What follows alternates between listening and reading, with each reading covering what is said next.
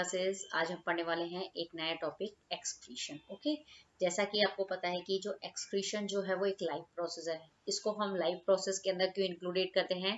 क्योंकि एक्सक्रीशन क्या होता है, एक ऐसा प्रोसेस होता है जिसके अंदर जितने भी बॉडी के अंदर जितने भी वेस्ट प्रोडक्ट बनते हैं उनको एक्सक्रीट किया जाता है, बाहर निकाला जाता है। ओके, तो किसी भी लाइफ को चलाने के लिए अंदर यदि उसकी बॉडी के अंदर कोई हार्मफुल सब्सटेंसेस बन रहे हैं, अगर आप उनको बॉडी से बाहर नहीं करोगे तो मतलब वो जो ऑर्गेनिजम्स जो होता है वो सरवाइव नहीं कर पाएगा, मतलब वो क्या हो जाएगा, मर जाएगा। ओके, तो मतलब इसीलिए हम कहते हैं कि जो एक्सक्रीशन जो होता है वो एक ऐसा प्रोसेस है जो लाइफ को चलाने के लिए जरूरी है। इसीलिए हम इसको लाइफ प्रोसेस के अंदर क्या करते हैं, इंक्लूडेड करते हैं। क्लियर? इस टॉपिक के अंदर हम दो चीजें पढ़ेंगे। जो ह्यूमन बींग्स होते हैं उसका पूरा एक्सक्रीटरी सिस्टम पढ़ेंगे क्योंकि ये एक वेल डेवलप्ड होता है। क्लियर? दूसरा हम पढ़ेंगे जो प्लांट्स होते हैं उसके अंदर हम एक्सक्रीशन को समझेंगे। मतलब एनिमल्स के अंदर हम ह्यूमन बीइंग का एक्सक्रीटरी सिस्टम को ही लेते हैं क्योंकि ये पूरा कॉम्प्लिकेटेड है और वेल डेवलप्ड है। इससे पूरा आपको एक्सक्रीशन का जो सिस्टम है, एक्सक्रीटरी सिस्टम जो है वो सारे ऑर्गेनिजम्स का क्या होगा, उसको समझने में क्या होती है, एकदम आप उसको अच्छे से समझ सकते हो। क्लियर? अब सबसे पहले हमने बोला कि हम एक्सक्रीशन जो जो पढ़ने वाले हैं वो ह्यूमन बीइंग के अंदर पढ़ेंगे। और एक्सक्रीशन लाइफ प्रोसेस है, इसके लिए क्या होता है कि ह्यूमन बीइंग के अंदर जो सिस्टम होता है उसको हम बोलते हैं एक्सक्रीटरी सिस्टम। सबसे पहले हम देख लेते हैं एक्सक्रीशन क्या होता है। कि जो हमारी बॉडी जो होती है उसके अंदर क्या होता है कि जो आफ्टर डाइजेशन है, मतलब जो रेस्पिरेशन होता है, उसके बाद में क्या होते हैं, कुछ हार्मफुल वेस्टेज जो होते हैं वो क्या होते हैं, बनते हैं। क्लियर?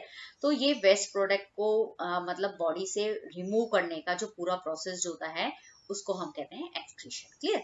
अब जितने ये जो वेस्ट प्रोडक्ट होते हैं वो कैसे बनते हैं, तो हमारी बॉडी के अंदर क्या होता है, डाइजेशन होता है, रेस्पिरेशन होता है, ट्रांसपोर्टेशन होता है, तो बहुत सारी मेटाबॉलिक एक्टिविटीज होती है। ओके, उसके दौरान क्या होता है कि बहुत सारे वेस्ट प्रोडक्ट जो होते हैं वो बनते हैं। ओके, और इन्हीं वेस्ट प्रोडक्ट को बॉडी से बाहर निकालना जो कर लिए जो प्रोसेस है, उसको हम बोलते हैं एक्सक्रीशन। और जो सिस्टम एक्सक्रीशन के लिए होता है बॉडी के अंदर, ह्यूमन बींग्स के अंदर, उसको हम कहते हैं एक्सक्रीटरी सिस्टम। क्लियर?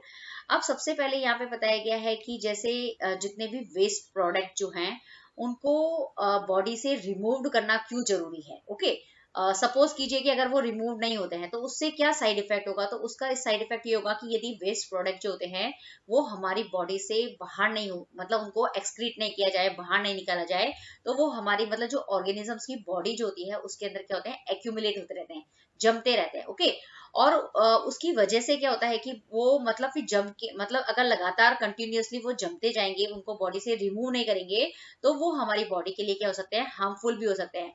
और इतने हार्मफुल उसका इफेक्ट आएगा कि उस ऑर्गेनिजम्स की क्या हो सकती है, डेथ भी हो सकती है। ओके, तो इसीलिए जितने भी बॉडी के अंदर मेटाबॉलिक एक्टिविटीज के थ्रू जितने भी वेस्ट प्रोडक्ट बनते हैं उनको रिमूव करना जरूरी है, ताकि जो ऑर्गेनिजम्स जो होते हैं वो इस एनवायरमेंट के अंदर क्या कर सके, सरवाइव हो सके। और उसके लिए जो प्रोसेस होता है उसको एक्सक्रीशन कहते हैं, और जो सिस्टम होता है उसको हम क्या कहते हैं, एक्सक्रीटरी सिस्टम के नाम से हम उसको क्या करते हैं, जानते हैं। अब जैसे मैंने बताया कि जो ह्यूमन बीइंग का जो एक्सक्रीटरी सिस्टम होते हैं उनके अंदर कौन कौन से पार्ट्स होते हैं, तो उसके अंदर अ पेयर ऑफ किडनीज होती है, मतलब 2 किडनी होती है। तो आप यहाँ पे देखेंगे कि ये जो स्ट्रक्चर्स जो दिख रही है, बी शेप्ड जो स्ट्रक्चर्स दिख रही है आपको, ये 2 ब्लैक कलर की होती है किडनी। और मतलब दो, मतलब अ पेयर ऑफ किडनी का मतलब 2 किडनी होती है। अ पेयर ऑफ यूरिटर, तो मतलब कि जो किडनी होती है उससे 2 ट्यूब लाइक स्ट्रक्चर्स जो निकलती है उसको हम बोलते हैं यूरिटर। ओके, यूरिनरी ब्लडर, अब ये जो यूरिटर्स जो होती है वो मतलब जिसके अंदर खुलती है, जिस पार्ट के अंदर खुलती है उसको हम बोलते हैं यूरिनरी ब्लडर। और इस यूरिनरी ब्लडर के अंदर क्या होता है, यूरिन जो होता है वो कलेक्ट रहता है, और मतलब जो उस यूरिन को जिस पार्ट से बाहर निकाला जाता है उसको, उस पॉइंट को हम बोलते हैं यूरिथ्रा। ओके, तो इस तरीके से ह्यूमन बीइंग के अंदर आपको ये चारों पार्ट्स जो होते हैं वो ध्यान रखने हैं।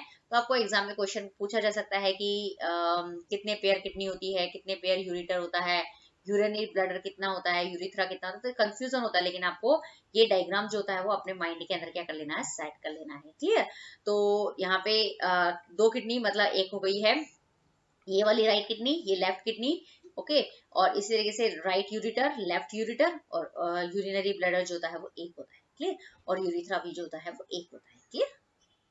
अब पूरा जो ह्यूमन एक्सक्रीटरी सिस्टम के भी मैंने पार्ट बताए थे वो मैं आपको पूरा अच्छे से समझा देती हूँ कि जो ह्यूमन एक्सक्रीटरी सिस्टम होता है उसके अंदर अ पेयर ऑफ किडनीज, मतलब 2 किडनी होती है। ओके, अब क्या होता है कि जो दोनों किडनी होती है उससे दो ट्यूब लाइक स्ट्रक्चर्स निकलती है जिसको हम बोलते हैं यूरेटर। ओके, अब ये दोनों ये जो ट्यूब लाइक स्ट्रक्चर्स निकल रही है हर किडनी से, उसको वो जाकर कहाँ पे खुलती है, यूरिनरी ब्लैडर के अंदर। ओके, अब ये यूरिनरी जो ब्लैडर होता है उसके अंदर क्या फंक्शन होता है यूरिनरी ब्लैडर का, तो वहां पे जाके क्या होता है, यूरिन कलेक्ट होता है। और इस मतलब और ये जो यूरिनरी ब्लैडर के अंदर क्या हो गया, यूरिन कलेक्ट हो गया, क्लियर। लेकिन जो यूरिन को जिस पॉइंट से बाहर निकाला जाता है, जिस हिस्से से यूरिन बाहर निकलता है, उसको हम बोलते हैं यूरेथ्रा, क्लियर। तो आपको ये पूरा जो है ह्यूमन एक्सक्रीटरी सिस्टम जो है वो अगर नोट्स की फॉर्म में करना है तो इस तरीके से आप क्या कर सकते हैं, इसको देख सकते हैं। अब इस पिक्चर से आप एक्सक्रीटरी सिस्टम जो है ह्यूमन बींग का बहुत अच्छे से समझ सकते हो। जैसे मैंने बताया कि इसके अंदर अ पेयर ऑफ किडनी होती है, तो ये जो किडनी है उसको हम लेफ्ट किडनी कहते हैं, इसको हम बोलते हैं राइट किडनी, क्लियर। अब जो लेफ्ट किडनी होती है उसके अंदर क्या होता है कि जो लेफ्ट रीनल आर्टरी जो होती है वो क्या रहती है, मतलब यहाँ से, मतलब जो रीनल आर्टरी लेफ्ट किडनी से जुड़ती है उसको हम लेफ्ट रीनल आर्टरी कहते हैं, क्लियर। और जो लेफ्ट किडनी से जो रीनल वैन जुड़ती है उसको हम लेफ्ट रीनल वैन कहते हैं, क्लियर। अब यहाँ पे दिखाया गया है कि जो दोनों किडनीज जो है उससे क्या होती है, ये दो ट्यूबलाइक स्ट्रक्चर्स दिख रही है आपको, ये ट्यूबलाइक स्ट्रक्चर जहाँ मेरा एरो चल रहा है ना, इसको हम दो ट्यूबलाइक स्ट्रक्चर्स है जिसको हम बोलते हैं यूरिटर। ओके, तो लेफ्ट किडनी से लेफ्ट यूरिटर और राइट किडनी से राइट यूरिटर। और ये जो लेफ्ट और राइट यूरिटर्स जो होते हैं वो इस मतलब ये जो मतलब यूरिनरी ब्लैडर के अंदर क्या करते हैं, वो जाके खुलते हैं जहाँ पे क्या होता है, यूरिन कलेक्ट होता है। जब हमें यूरिन पास करना होता है तो जिस होल से हम यूरिन पास करते हैं उसको हम बोलते हैं यूरिथ्रा, क्लियर। इसके बारे में हम पूरा डिटेल पढ़ने वाले हैं, क्लियर। अब सबसे पहले हम जो एक्सक्रीटरी सिस्टम जो था उसका सबसे पहला पार्ट है वो किडनी होती है। जैसा कि हम जानते हैं कि कितने किडनी होती है, अ पेयर ऑफ किडनी होती है, मतलब दो किडनी होती है, एक तो होती है राइट किडनी और एक होती है लेफ्ट किडनी। अब उसका शेप्ड कैसा होता है किडनी का, तो बी शेप्ड होता है, क्लियर। और ये कहाँ प्रेजेंट होती है, तो जो एब्डोमल कैविटी होती है, तो मतलब जो पेट होता है उसके अंदर जो वर्टिब्रल कॉलम होता है, पीछे जो रीढ़ की हड्डी होती है उसके पास के अंदर ये क्या होती है, प्रेजेंट होती है, क्लियर। तो सबसे पहले आपको किडनी कितनी होती है, दो होती है, राइट और लेफ्ट किडनी। कौन सा शेप्ड होता है, बी शेप्ड होता है। कहाँ प्रेजेंट होती है, जो हमारा पेट जो एब्डोमिनल कैविटी होती है उसके अंदर जो वर्टिकल एब्डोमिनल कैविटी के अंदर जो वर्टिब्रल कॉलम वाला जो हिस्सा होगा ना, उसके वहां पे ये जो होती है वो प्रेजेंट होती है, क्लियर। अब दूसरी चीज होती है कि जो किडनी जो होती है वो बहुत सारी फिल्टरिंग यूनिट जो होती है उससे मिलकर बनती है, जिसको हम बोलते हैं नेफ्रॉन। ओके, तो मतलब ये फिल्टर करती है, किसको फिल्टर करती है, ब्लड को फिल्टर करती है, क्लियर। और इसके अंदर जो फिल्टर करने के लिए जो यूनिट्स होती है जो फिल्टर करते हैं ब्लड को, उसको हम बोलते हैं नेफ्रॉन। ओके, तो इस तरीके से हम बोल सकते हैं कि जो किडनी का जो सबसे इंपॉर्टेंट पार्ट जो होता है, या हम ऐसे भी बोल सकते हैं जो किडनी की जो फंक्शनल यूनिट जो होती है वो क्या होती है, नेफ्रॉन होती है। ये आपको बहुत अच्छे से याद करना है, नेफ्रॉन, क्लियर। ये बहुत ही यहाँ पे आपको क्वेश्चन 1 वर्ड में पूछा जा सकता है कि किडनी की फंक्शन यूनिट क्या है, नेफ्रॉन होती है। उसका ये क्या होती है, फिल्टर करने का काम करती है, किसको फिल्टर करती है, ब्लड को फिल्टर करती है, क्लियर। जैसे इस पिक्चर से अगर आप किडनी को देखेंगे, अगर आप बाहर से देखेंगे किडनी को, तो आपको देखेंगे कि ये जो किडनी का एक्सटर्नल व्यू यहाँ पे दिखाया गया है, तो इस किडनी के इसमें आप देखेंगे कि इसमें जो किडनी का जो शेप होता है वो बी शेप्ड होता है। कैसे कलर की होती है, आपको यहाँ पे रेड ब्राउन इस तरह के कलर की आपको क्या होती है, वो दिखाई देती है। और आप अगर बाहर से देखेंगे तो आपको ये यूरिटर दिखाई देगा और एक ये रीनल आर्टरी और रीनल वेन जो होती है आपको वो बाहर से दिखाई देती है। लेकिन जब हम इसको इसकी मतलब इसको अंदर से देखते हैं, अंदर से कैसे देखेंगे, माइक्रोस्कोप से इसकी स्टडी करते हैं, या उसका एक मतलब माइक्रोस्कोप के अंदर उसकी स्टडी करेंगे तो आपको देखेंगे कि इसके अंदर दो पार्ट होते हैं, क्लियर। पहला पार्ट जो होता है वो होता है कॉर्टेक्स, क्लियर। जो इसका जो आउटर पार्ट जो होता है, जो किडनी का जो सबसे आउटर पार्ट होता है उसको हम बोलते हैं कॉर्टेक्स। ओके, और जो बीच का जो पार्ट होता है, ये वाला जो बीच का जो पार्ट होता है, इसको हम बोलते हैं मेडुला, क्लियर। अब हमें दो ही पार्ट मतलब यहाँ पे आपको ध्यान रखना है।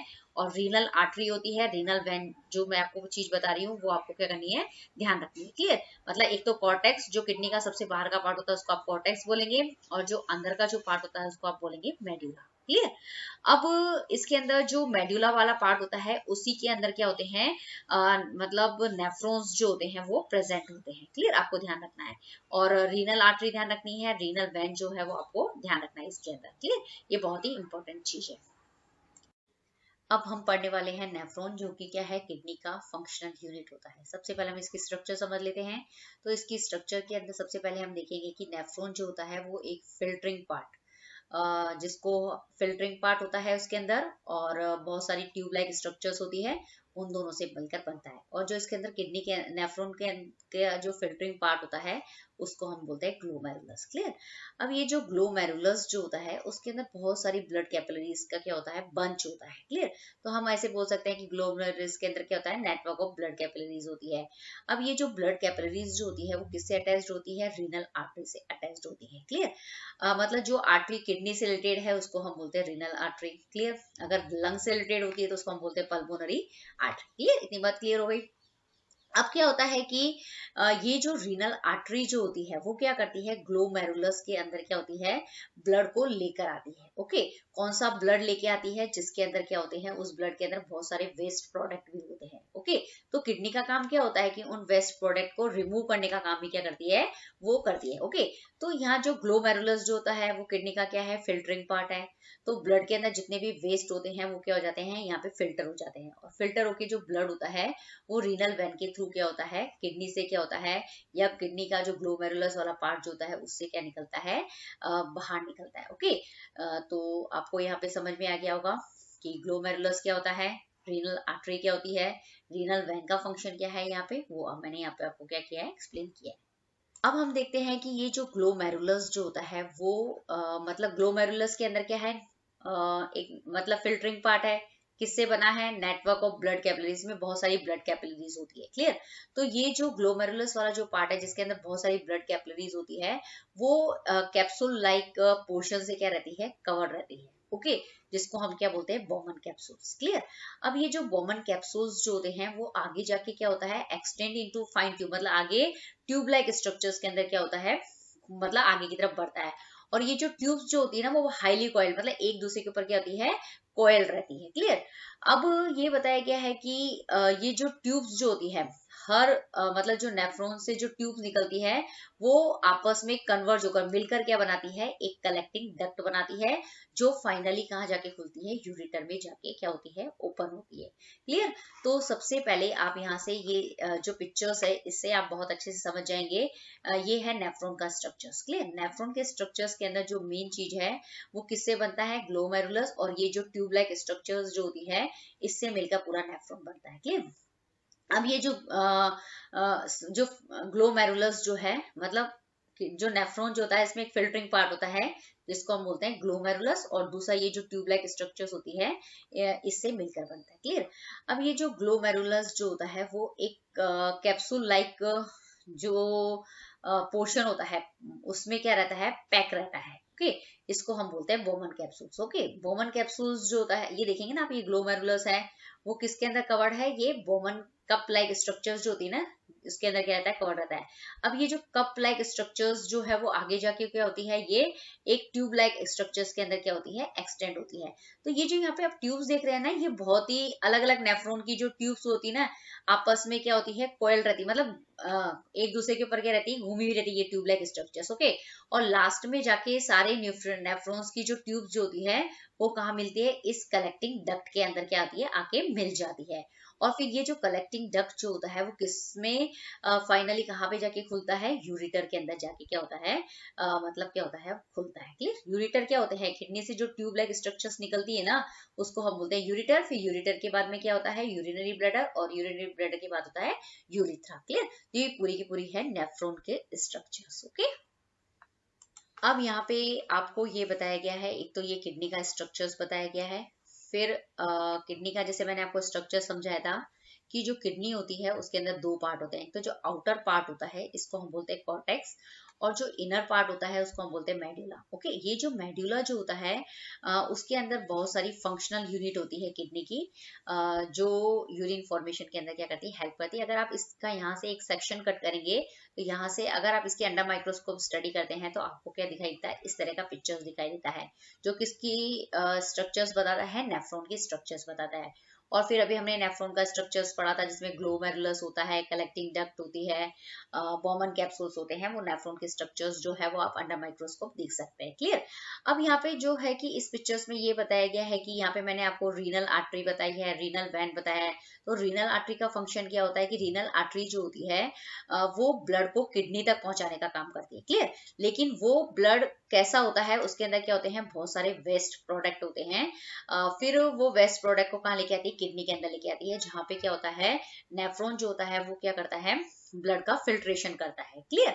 अब यहाँ पे क्या हो गया कि ब्लड का फिल्ट्रेशन हो गया, तो वो जो मतलब मतलब जो फिल्टर ब्लड था वो रीनल वैन के थ्रू जो होता है वो वापस क्या होता है, किडनी से, रीनल वैन के थ्रू किडनी से क्या निकल जाता है, वो बाहर की तरफ क्या हो जाता है, निकाल दिया जाता है।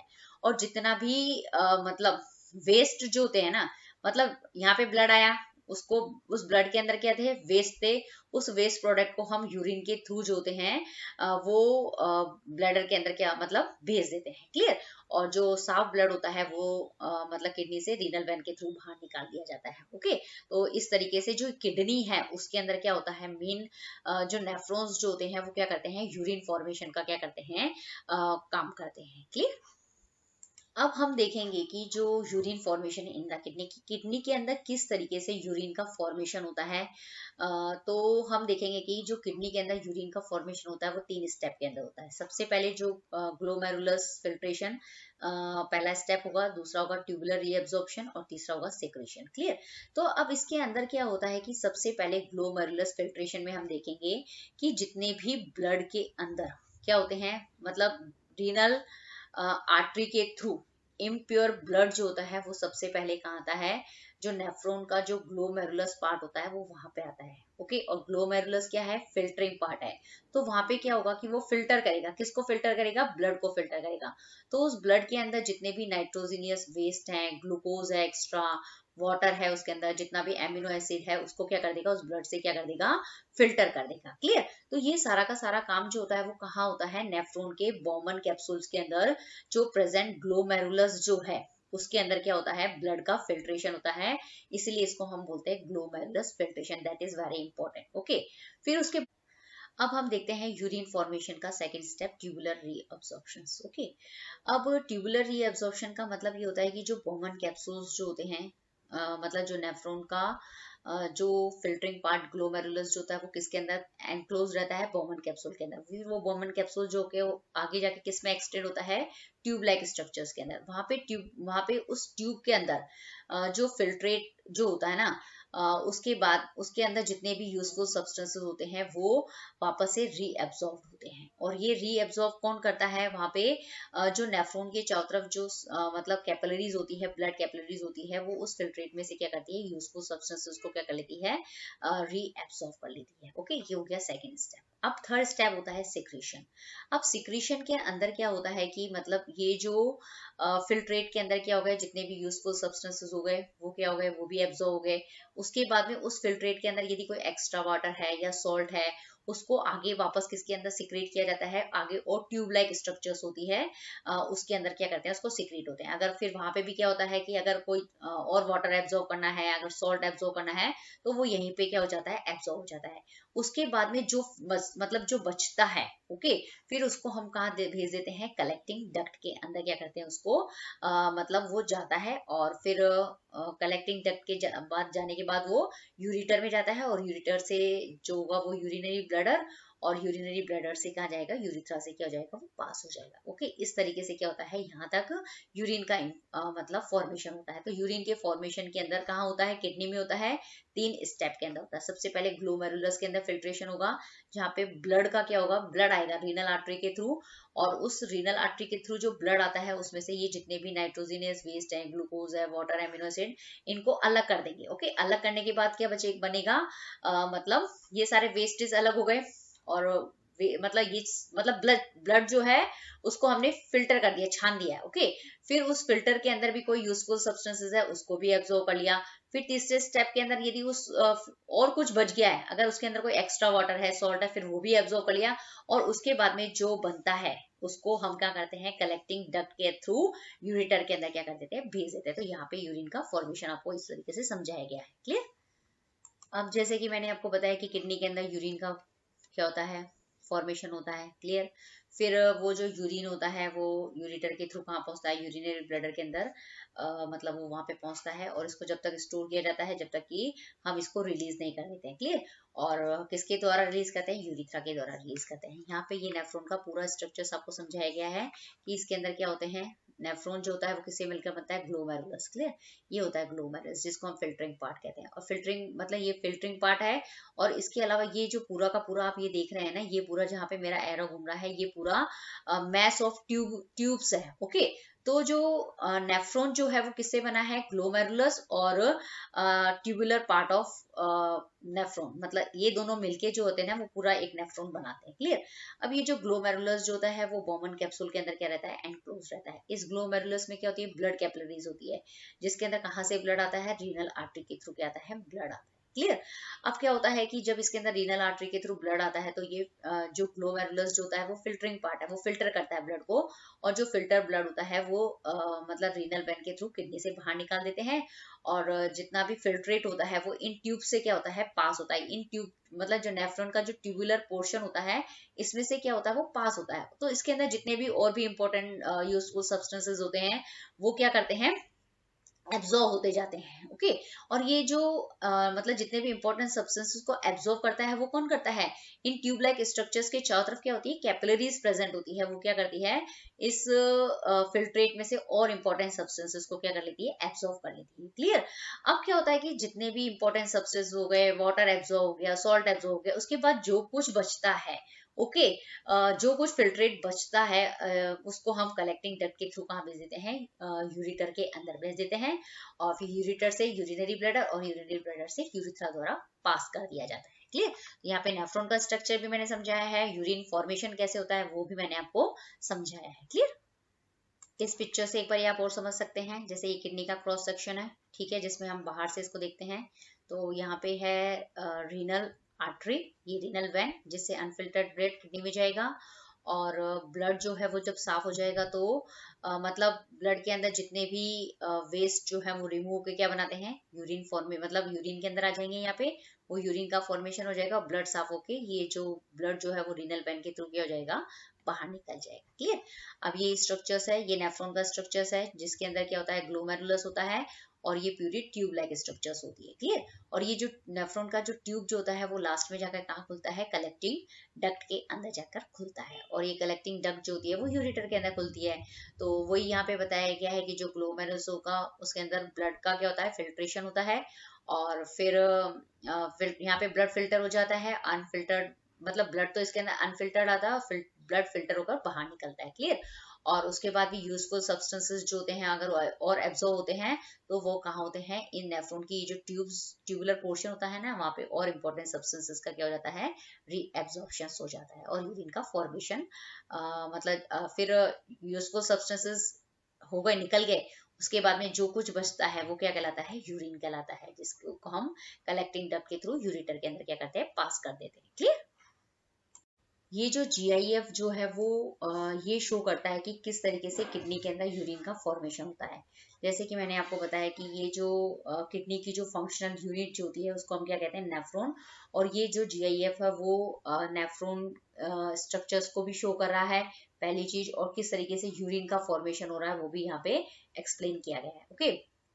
तो जैसे मैंने आपको बताया कि जो नेफ्रॉन होते हैं उसके अंदर दो पार्ट होते हैं, एक तो होता है फिल्टर पार्ट, फिल्टरिंग पार्ट जिसको हम बोलते हैं ग्लोमेरुलस, और जो दूसरा पार्ट होता है वो नेफ्रॉन का होता है ट्यूबुलर पार्ट, ओके। तो दो पार्ट से ये मिलकर बनता है, क्लियर। अब ये जो ग्लोमेरुलस जो होता है वो कैप्सूल पोर्शन, ये जो कैप्सूल आपको दिख रहा है इसके अंदर क्या रहता है, वो एनक्लोज रहता है, क्लियर। दूसरी चीज, अब जो ग्लोमेरुलस जो होते हैं उसके अंदर क्या होती है, ब्लड कैपिलरीज का क्या होता है, नेटवर्क होता है। और ये जितनी ग्लोमेरुलस की जो ब्लड कैपिलरीज जो होती है वो रीनल आर्टरी से क्या होती है, अटैच्ड होती है, क्लियर। अब रीनल आर्टरी से अटैच्ड है तो क्या होगा कि जो आर्टरी होती है ना, रीनल आर्टरी, वो क्या होती है उसके अंदर जो मतलब ब्लड लेके आती है, लेकिन उस ब्लड के अंदर अभी भी क्या है, बहुत सारे नाइट्रोजिनस वेस्ट हैं, एमिनो एसिड्स हैं, ग्लूकोज है उसके अंदर, सोडियम है, ये सब क्या होते हैं उस ब्लड के अंदर प्रेजेंट होते हैं।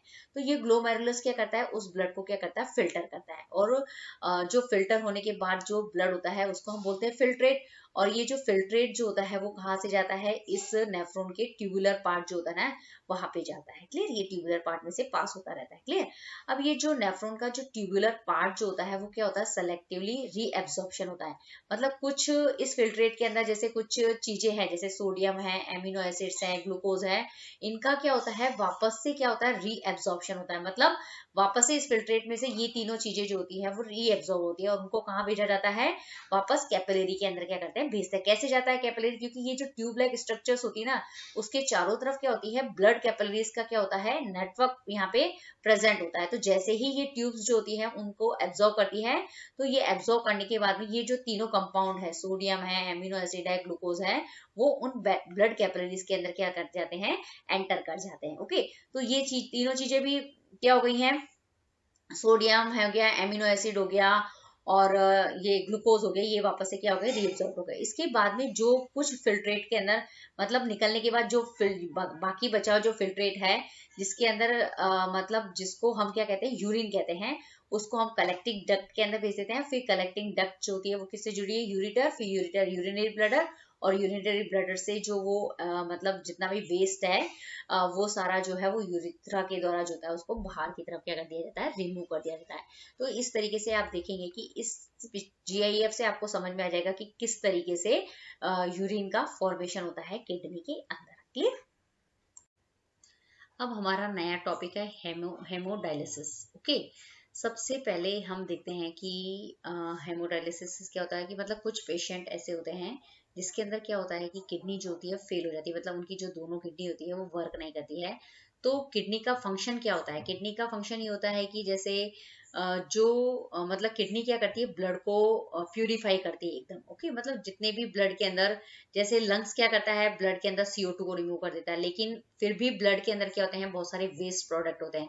तो उन वेस्ट प्रोडक्ट को कौन रिमूव करता है, किडनी रिमूव करती है। ओके, लेकिन यदि किसी पेशेंट के अंदर किडनी जो है वो फेल हो गई है, मतलब किडनी दोनों किडनी खराब हो गई है, तो उनको उस समय क्या किया जाता है, उस कंडीशन के अंदर किया जाता है, आर्टिफिशियल किडनी के थ्रू क्या किया जाता है, उन पेशेंट के अंदर ब्लड को प्यूरिफाई किया जाता है। तो आर्टिफिशियल किडनी के द्वारा ब्लड को प्यूरिफाई करने का जो प्रोसेस होता है उसको हम बोलते हैं हेमोलाइसिस। ओके, अब यहाँ पे ये बताया गया है कि जैसे मतलब अगर किडनी फेल हो जाए और आप उसका हेमोडायलिसिस नहीं करेंगे तो उस कंडीशन के अंदर क्या होगा कि मतलब जो पेशेंट होगा या जो भी मतलब पेशेंट की जो बॉडी होती है उसके अंदर क्या होंगे, जो वेस्ट प्रोडक्ट जो होते हैं, जो कि क्या है, पॉइजनस होते हैं। ओके, उनका क्या होता जाएगा, एक्यूमुलेशन होता जाएगा उनके अंदर, बॉडी के अंदर वो जमते जाएंगे। तो वो क्या होगा कि कुल मिला के वो उसके अंदर क्या करेंगे, साइड इफेक्ट करेंगे। ओके, बहुत हार्मफुल होते हैं वो वेस्ट प्रोडक्ट। क्लियर। तो उससे क्या हो जाएगा कि अगर उनका एक्यूमुलेशन लगातार बॉडी के अंदर होता जाएगा तो उस पेशेंट की क्या हो जाती है, डेथ भी हो जाती है। ओके, इस कंडीशन के अंदर क्या होता है कि जिन पेशेंट के अंदर किडनी फेल हो जाती है उसके अंदर आर्टिफिशियल किडनी के थ्रू क्या किया जाता है, उनकी जो पेशेंट की जो बॉडी होती है उसके अंदर ब्लड को प्यूरिफाई करने का काम जो है किया जाता है। और वो जो प्रोसेस जो होता है जिससे हम आर्टिफिशियल किडनी के द्वारा ब्लड को प्यूरिफाई करते हैं उसको हम बोलते हैं हेमोडायलिसिस। ओके, अब हम आर्टिफिशियल किडनी क्या होती है उसको समझ लेते हैं। आर्टिफिशियल किडनी जो होती है वो एक डिवाइस होता है, मतलब एक मशीन होती है जो क्या काम करती है, ब्लड के अंदर जितने भी नाइट्रोजिनियस वेस्ट प्रोडक्ट जो होते हैं उनको रिमूव करने का क्या करती है, काम करती है। और कौन से प्रोसेस से करती है, डायलिसिस के प्रोसेस से करती है। क्लियर। अब देखते हैं कि ये जो मशीन जो होती है आर्टिफिशियल किडनी, हम बोल रहे हैं एक मशीन है, तो उस मशीन, वो मशीन के अंदर क्या होता है, बहुत सारी ट्यूब्स होती है, नंबर ऑफ ट्यूब्स होती है। ओके, जिसके ये जो ट्यूब्स जो होती हैं उसके चारों तरफ क्या होती है, एक पतली पतली क्या होती है, लाइनिंग होती है, वो क्या होती है, सेमी परमेबल। ओके, अब ये जो ट्यूब्स जो होती है वो एक टैंक के अंदर क्या रहती है, डूबी हुई रहती है, suspended in a tank. Okay, tank के अंदर डूबी हुई रहती है और उस टैंक के अंदर क्या भरा हुआ रहता है, डायलाइजिंग फ्लूइड। फ्लूइड जो होता है वो उसके अंदर भरा हुआ रहता है। क्लियर। मतलब आर्टिफिशियल किडनी में क्या हो गया, एक टैंक हो गया, पहली चीज। उस टैंक के अंदर क्या है, डायलाइजिंग फ्लूइड, जिससे हम क्या करते हैं, डायलिसिस करते हैं। क्लियर।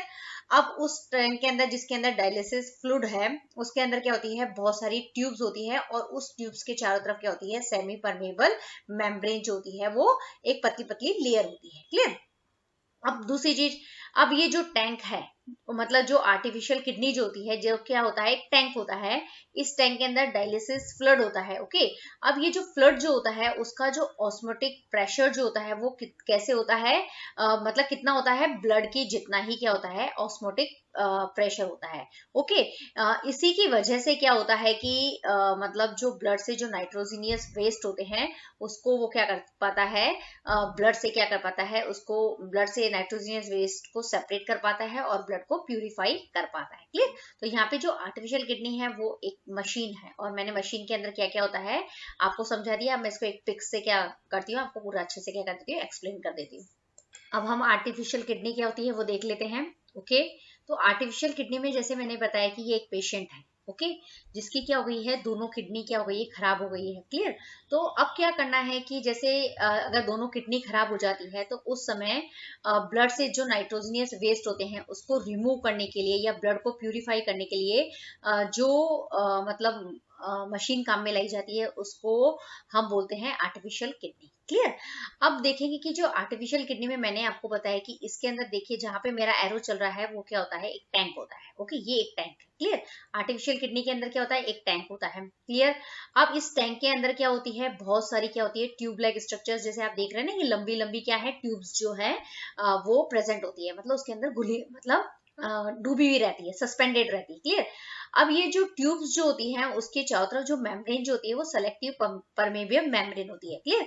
तो अब वो ये जो मेम्ब्रेन है वो करती क्या है, तो जैसे ही क्या होता है कि जैसे ही पहले मैं आपको इसकी किडनी का बता देती हूँ। अब ये जो आर्टिफिशियल किडनी जो है ये आर्टिफिशियल किडनी है, फिर इसके अंदर क्या होगा, ये ट्यूब लाइक स्ट्रक्चर्स हो गई, इसके चारों तरफ क्या हो गया, सेलेक्टिव मतलब सेलेक्टिवली परमेबल मेम्ब्रेन होती है। मतलब उसके अंदर से क्या होता है कि कुछ मतलब जो सब्सटेंसेस जो होते हैं जो सेलेक्ट होते हैं वही क्या होते हैं, इस ब्लड से क्या होते हैं, बाहर निकल पाते हैं। क्लियर? और अंदर जा सकते हैं, ऐसा होता है। क्लियर? अब ये जो मतलब ये जो टैंक होता है इसके अंदर क्या होता है, डायलिसिस फ्लूइड जो होता है वो उसके अंदर क्या होता है, भरा जाता है। क्लियर? तो ये फ्रेश डायलिसिस जिससे हम करते हैं ना फ्लूइड, वो ये यहाँ पे दिखाया गया आपको। ओके, ये है आर्टिफिशियल किडनी। अब ये कैसे वर्क करती है पहले हम उसके बारे में पढ़ लेते हैं, फिर मैं आपको वापस एक्सप्लेन करती हूँ। अब सबसे पहले क्या होता है कि जैसे जब हमें हीमोडायलिसिस करना होता है, ओके, तो उस कंडीशन के अंदर सबसे पहले क्या होता है कि जो पेशेंट का जो ब्लड होता है उसको हम क्या करते हैं, ट्यूब्स के माध्यम से, वो जो टैंक होता है मतलब जो टैंक होता है जिसके अंदर ट्यूब्स होती हैं, सस्पेंडेड ट्यूब्स होती है, जिसके चारों तरफ क्या होती है, सेलेक्टिव परमेबल मेम्ब्रेन होती है, वहां तक हम क्या करते हैं, पेशेंट के ब्लड को पहुंचाते हैं। ये जो पेशेंट का जो ब्लड होता है वो इम्प्योर होता है। इम्प्योर क्यों है, क्योंकि इसके अंदर नाइट्रोजिनियस वेस्ट प्रोडक्ट है, मतलब एमिनो एसिड्स हैं, बहुत सारे नाइट्रोजिनियस वेस्ट प्रोडक्ट है। कार्बन डाइऑक्साइड तो लंग्स के अंदर रिमूव हो जाती है, लेकिन जो नाइट्रोजिनियस वेस्ट प्रोडक्ट जो होते हैं उसको हमें क्या करना है, किडनी के अंदर क्या करते हैं, उसको सेपरेट करते हैं। सबसे पहले हम क्या लेके आते हैं, इसको टैंक के अंदर लेके आते हैं जहां पे ट्यूब्स है, और ट्यूब्स के अंदर क्या है, सेलेक्टिवली परमेबल मेम्ब्रेन होती है। क्लियर? अब ये जो जहां पे ट्यूब्स होती है उसके अंदर क्या होता है, डायलिसिंग फ्लूइड होता है। ओके, अब ये जो डायलिसिंग फ्लूइड जो होता है वो क्या करता है कि जो ब्लड के अंदर जितने भी वेस्ट प्रोडक्ट हैं, जितने भी नाइट्रोजिनियस वेस्ट प्रोडक्ट होते हैं उसको उस ब्लड से डिफ्यूजन मेथड से क्या करता है, सेपरेट करता है।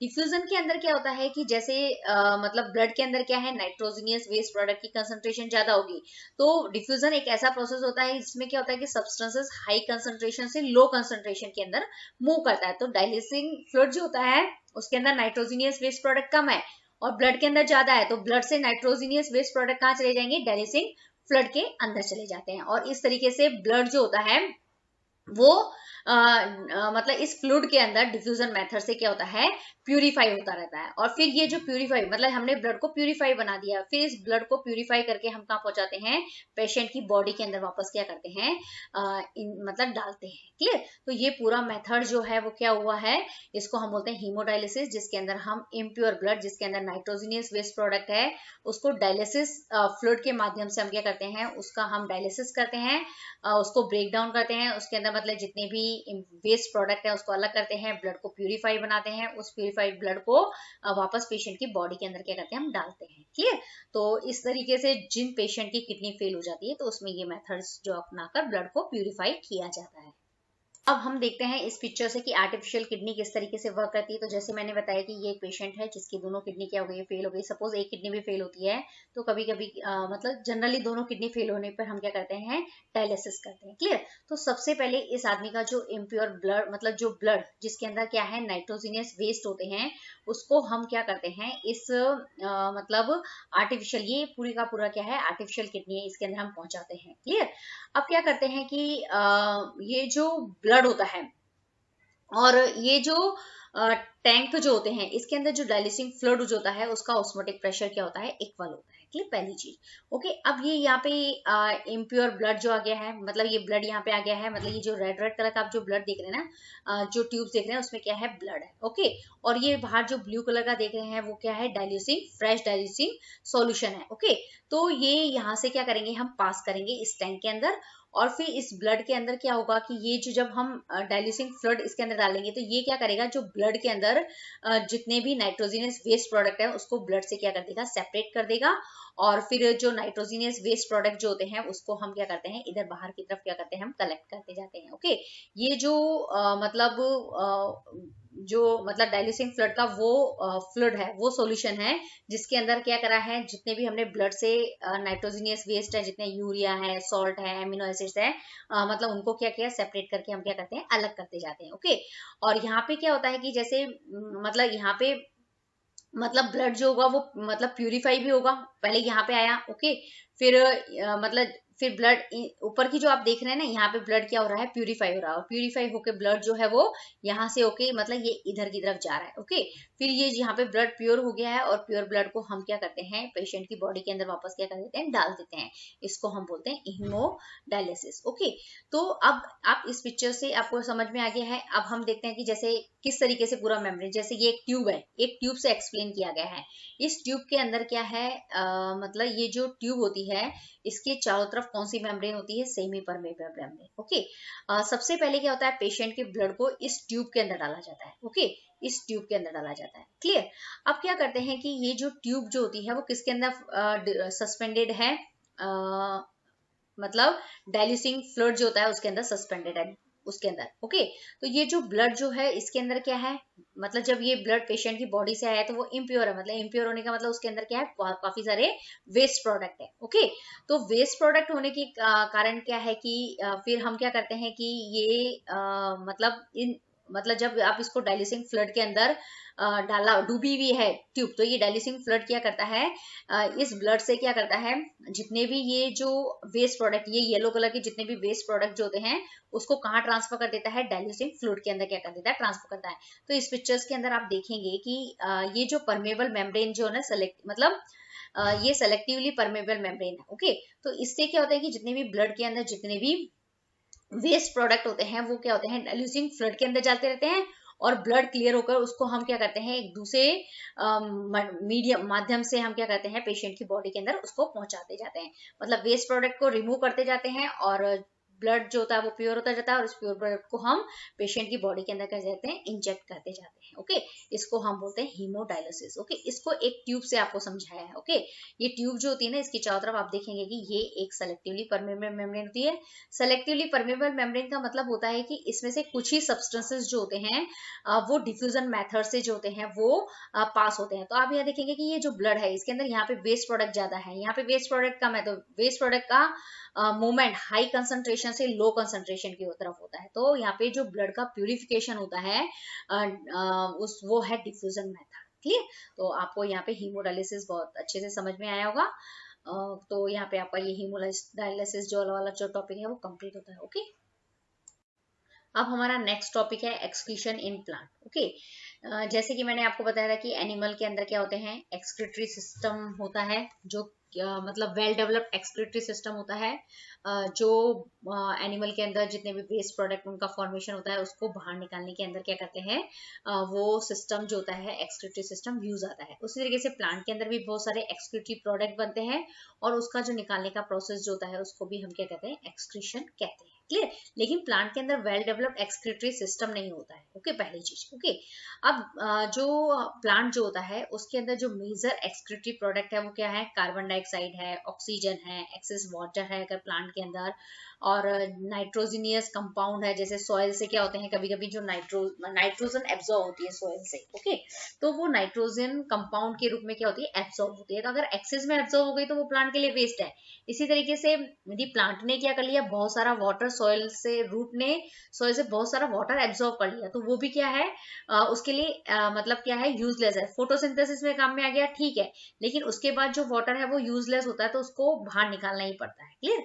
इसी तरीके से कार्बन डाइऑक्साइड है, ऑक्सीजन है, ये सब क्या है, मेजर एक्सक्रीटरी प्रोडक्ट है। क्लियर। अब प्लांट के अंदर जितने भी गैसेस एक्सक्रीटरी प्रोडक्ट होते हैं उनको बाहर रिमूव कैसे करते हैं, तो लीव्स जो होती है ना उसके थ्रू करते हैं। लेकिन लीव्स के ऊपर भी क्या होते हैं, छोटे छोटे पोर्स प्रेजेंट होते हैं, जिसको आप क्या बोलते हैं, स्टोमेटा कहते हैं। तो लीव्स जो होती है इन गैसेस एक्सक्रीटरी प्रोडक्ट को स्टोमेटा के थ्रू जो होती है वो बाहर एक्सक्रीट करती है। ओके, दूसरी चीज, ओके। अब जैसे मैंने बताया कि एक्सक्रीटरी प्रोडक्ट क्या है, ऑक्सीजन है, कार्बन डाइऑक्साइड है, दोनों गैसेस एक्सक्रीटरी प्रोडक्ट है। इसको जो लीव्स होगी वो स्टोमेटा पोर के थ्रू क्या करती है, बाहर करेगी। ओके, लेकिन ये जो ऑक्सीजन जो है वो कैसे बनती है, कैसे रिलीज होती है, तो जो प्लांट जो होता है उसके अंदर जो ऑक्सीजन वेस्ट प्रोडक्ट है वो फोटोसिंथेसिस के दौरान बनता है। क्लियर। और जो कार्बन डाइऑक्साइड वो भी वेस्ट प्रोडक्ट है, वो कैसे बनता है, रेस्पिरेशन के थ्रू बनता है। ओके, तो लेकिन इसके अंदर क्या होता है कि जो फोटोसिंथेसिस के द्वारा जो ऑक्सीजन बनती है वो वापस प्लांट क्या करता है, रेस्पिरेशन के अंदर यूज कर लेता है। और जो रेस्पिरेशन के अंदर जो कार्बन डाइऑक्साइड बनती है वो प्लांट जो होता है वो फोटोसिंथेसिस के अंदर क्या करता है, उसको यूज कर लेता है। लेकिन इसके लिए कौन काम में आएंगे, जैसे फोटोसिंथेसिस के अंदर ऑक्सीजन रिलीज हुई तो वो ऑक्सीजन प्लांट ने स्टोमेटा से बाहर निकाल दी, उसी ऑक्सीजन को वो वापस क्या करेगा, मतलब किसके अंदर यूज कर लेगा, वो रेस्पिरेशन के अंदर यूज कर लेगा। ओके, तो इस तरीके से पूरा सर्कल जो होता है वो चलता रहता है। क्लियर। तो ये हो गया कि प्लांट के अंदर जो गैसेस वेस्ट प्रोडक्ट होते हैं उनको एक्सट्रैक्ट करने के लिए लीव्स के जो स्टोमेटल पोर्स होते हैं उनका यूज किया जाता है। अब जैसे प्लांट के अंदर एक्सेस वाटर आ गया, कहाँ से आया एक्सेस वाटर, सपोज प्लांट है उसकी मतलब बहुत ज्यादा बारिश हो रही सपोज, ओके, तो जो प्लांट जो होती है उसकी जो रूट जो होती है वो क्या करती है, कभी कभी क्या करती है, बहुत ज्यादा वाटर एब्जॉर्ब कर लेती है। तो क्या करेगा, ये वाटर किस में यूज आता है, फोटोसिंथेसिस के अंदर यूज आता है। फोटोसिंथेसिस में यूज आने के बाद भी अगर वाटर बच गया तो वो एक्सेस वाटर के अंदर ही कंसिडर होगा, और उस एक्सेस वाटर को हम क्या करते हैं, मतलब ट्रांसपिरेशन मेथड के द्वारा जो लीज होती है वो क्या करती है, बाहर की तरफ क्या करती है, निकाल देती है। ओके, तो वो मतलब जो प्लांट के जो एरियल पार्ट होते हैं वो वाटर को वाटर वेपर की फॉर्म में क्या करते हैं, बाहर निकालते हैं वाटर को, तो उस प्रोसेस को हम बोलते हैं ट्रांसपिरेशन। क्लियर। तो गैसेस प्रोडक्ट अलग हो गए हैं, वाटर को किस तरीके से हम करते हैं, मतलब उसको हम करते हैं, प्लांट जो होता है वो वाटर को वाटर वेपर की फॉर्म में बाहर की तरफ क्या करता है, एक्सक्रीट करता है ट्रांसपिरेशन प्रोसेस के थ्रू। ओके, अब दूसरा ये है कि जैसे बहुत सारे जो जैसे लीव्स है, मतलब वेस्ट प्रोडक्ट में be stored in leaves that fall of.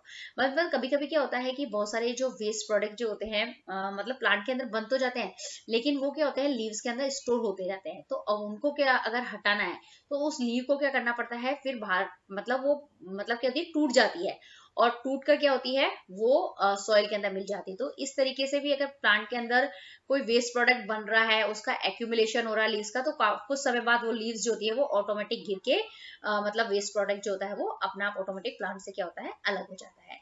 अब दूसरा है कि बहुत सारे दूसरे वेस्ट प्रोडक्ट होते हैं, जैसे रेजिन है, गम है, ये क्या होते हैं, मतलब जो जाइलम जो होता है ना, ओल्ड जाइलम, उसके अंदर क्या होता है, स्टोर रहता है। तो फिर क्या होता है कि ये जो ओल्ड जाइलम जो होता है, इसकी जो जाइलम पैरेन्काइमा सेल्स होती है वो क्या होती है, डेड होकर क्या करती है, घिरती जाती है। तो इस तरीके से जो प्लांट के अंदर जो वेस्ट प्रोडक्ट है, रेजिन और गम, उसकी फॉर्म में क्या होते हैं, वो स्टोर तो हो मतलब अगर प्लांट के अंदर क्या हो गया, रेजिन और गम वेस्ट प्रोडक्ट है, तो वो कैसे मतलब रहेंगे, वो ओल्ड जाइलम जो होते हैं उसके अंदर क्या रहते हैं, वो स्टोर होते जाते हैं। क्लियर।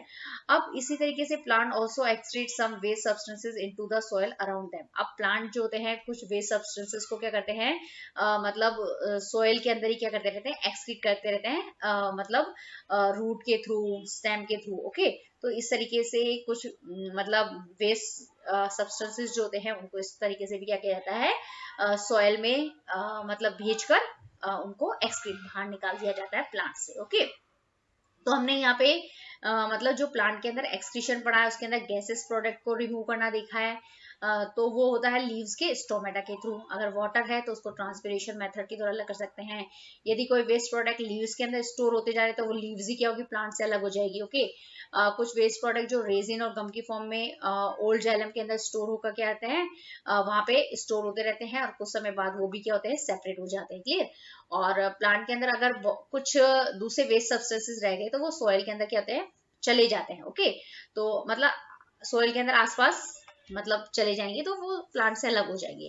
तो यहाँ पे यही बताया गया है कि जैसे एक्सक्रीशन ऑफ ऑक्सीजन है, कार्बन डाइऑक्साइड है, और ये जो वाटर है, इनका जो एक्सक्रीशन होता है प्लांट के अंदर, प्लांट से इनको निकालना है, प्लांट से ऑक्सीजन निकालनी है, CO2 निकालनी है, H2 निकालना है, तो स्टोमेटा के थ्रू ही निकलेंगे। ओके। और दूसरी चीज ये है कि जो H2O का जो रिमूवल होता है लीफ से, उसको हम बोलते हैं ट्रांसपिरेशन। ओके, तो यहाँ पे आपका जो एक्सक्रीशन इन प्लांट जो है वो टॉपिक खत्म होता है और पूरा जो लाइफ प्रोसेस जो है वो भी क्या होता है, यहाँ पे आपका फिनिश हो जाता है। ओके, आई होप आपको ये वीडियो पसंद आया होगा। तो प्लीज इसे लाइक कीजिए, शेयर कीजिए अपने फ्रेंड्स को, मतलब ज्यादा से ज्यादा लाइक कीजिए, शेयर कीजिए, और लुक एंड लर्न क्लासेस को सब्सक्राइब जरूर कीजिए। Thank you very much.